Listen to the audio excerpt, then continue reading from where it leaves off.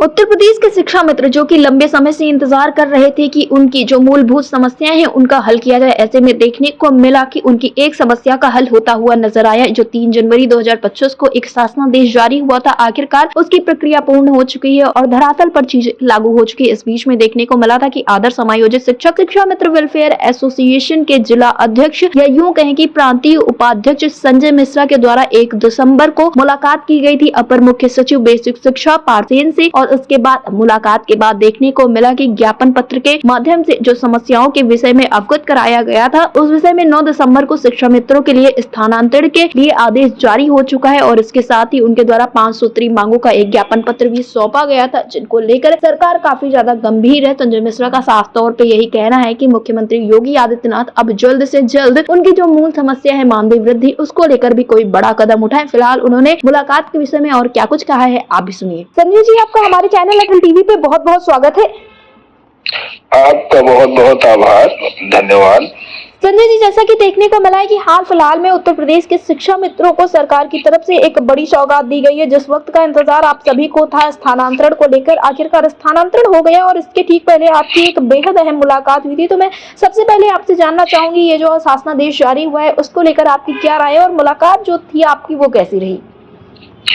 देखिए, इसके पहले 1 तारीख को 1 दिसंबर को जी मैं आदरणीय अपर मुख्य सचिव पारसेन सारथी शर्मा जी से मैंने भेंट की थी जी। और 5 सूत्रीय 5 मांगों का हमने एक मांग पत्र उनको दिया था और निवेदन किया था कि ये जो हमारी मूलभूत समस्याएं हैं जी इनका निदान कर दिया जाए। तो उसमें से एक स्थानांतरण की भी हमारी थी। उसका शासनादेश 3 जनवरी 2025 को जारी हुआ था जी। और तब से वो प्रक्रिया लंबित थी। तो हमने मांग की कि तमाम लोग हमारे शिक्षा मित्र, इस भीषण महंगाई में अभी 10,000 रुपया मानदेय ही मिल रहा है जी। तो उनको आने जाने में समस्या होती है, कन्वेंस की समस्या होती है, आर्थिक तौर पर वो अपने आप को तैयार नहीं कर पा रहे हैं।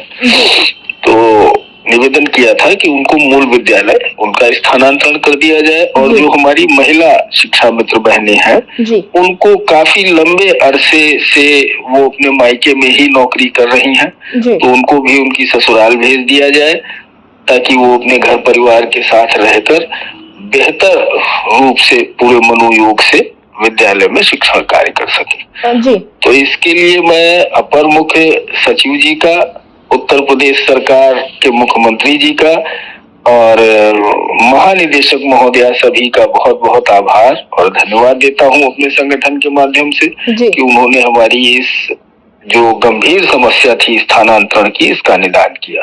इसके साथ ही जो अन्य मांगे हमने दी थी आकस्मिक अवकाश को लेकर के कि हमको 11 मिलते हैं, शिक्षकों को 14 मिलते हैं, जबकि वर्किंग डे जितने दिन शिक्षक काम करते हैं विद्यालय में उतने दिन ही शिक्षा मित्र करते हैं। तो हमारा आकस्मिक अवकाश 14 कर दिया जाए। अब उम्र के इस पड़ाव में तमाम हमारे शिक्षा मित्र साथी, अक्सर आप लोगों को भी सूचना मिलती होगी कि बीमार हैं, इलाज कराने का समय नहीं है, तो चिकित्सा अवकाश जो है, जो शिक्षकों को दिया जाता है पूरे सेवा काल में 1 वर्ष का, न 1 वर्ष का दिया जाए तो 6 महीने का हम लोगों को दे दिया जाए। महिलाओं को बाल्य देखभाल अवकाश दे दिया जाए और जो हमारा शीतकालीन अवकाश का मानदेय काटा जाता है वो न काटा जाए, वो भुगतान हो जाए। इसके साथ ही मैं आदरणीय मुख्यमंत्री जी से पुनः विनम्र अनुरोध करता हूँ कि हम लोगों का मानदेय बढ़ोतरी जैसा उन्होंने घोषणा 5 सितंबर को की थी कि कैशलेस चिकित्सा सुविधा और मानदेय बढ़ोतरी, तो वो शीघ्र ही लागू कर दें, क्योंकि ये बहुत भीषण महंगाई का दौर है और लोग अपना घर का खर्चा नहीं चला पा रहे हैं, अपनी मूलभूत सुविधाएं नहीं जुटा पा रहे हैं। इस कारण मानदेय बढ़ोतरी अत्यधिक आवश्यक है और माननीय मुख्यमंत्री जी ने जब घोषणा कर दी है तो हम लोगों को पूर्ण विश्वास है कि शीघ्र ही वह इसका भी निदान करेंगे। जी संजय मिश्रा जी, जैसा कि आपने बताया मानदेय वृद्धि को लेकर तो लगातार आप लोगों के द्वारा प्रयास किया ही जा रहा है। आगे के लिए आप लोगों ने क्या कुछ सोच के रखा है, क्योंकि अब तो एक ऐसा पड़ाव आ चुका है, एक लंबा संघर्ष हुआ, आप लोगों ने प्रदर्शन भी किया, चीजें हुई, घोषणा भी हो गई मुख्यमंत्री योगी आदित्यनाथ की तरफ से, लेकिन इसको धरातल पर कैसे लागू करवाया जाएगा, इसके लिए क्या रणनीति है आप लोगों की? देखिए, मैं अभी शासन में मेरा आना जाना हुआ अधिकारी गणों के यहाँ, उच्च अधिकारी गणों के यहाँ जी, तो वहां से ये बात निकल कर आई कि मुख्यमंत्री जी इसके ऊपर निर्णय शीघ्र ही लेंगे और मुख्यमंत्री जी को ही निर्णय लेना है। जी, तो हम लोग आदरणीय मुख्यमंत्री जी से यह अनुरोध और पूरे प्रदेश के शिक्षा मित्रों की तरफ से, पूरे जितने हमारे उत्तर प्रदेश में शिक्षा मित्र कार्यरत हैं उनके परिवार की तरफ से अनुरोध कर रहे हैं कि शीघ्र ही मानदेय बढ़ोतरी का शासनादेश माननीय मुख्यमंत्री जी निर्गत करा दें, जिससे लोग अपने घर परिवार की आवश्यक मूलभूत आवश्यकताओं को पूरा कर सके। जी संजय मिश्रा जी, अपने टीवी से जुड़ने के लिए बहुत बहुत धन्यवाद। आपका भी बहुत बहुत धन्यवाद, आभार।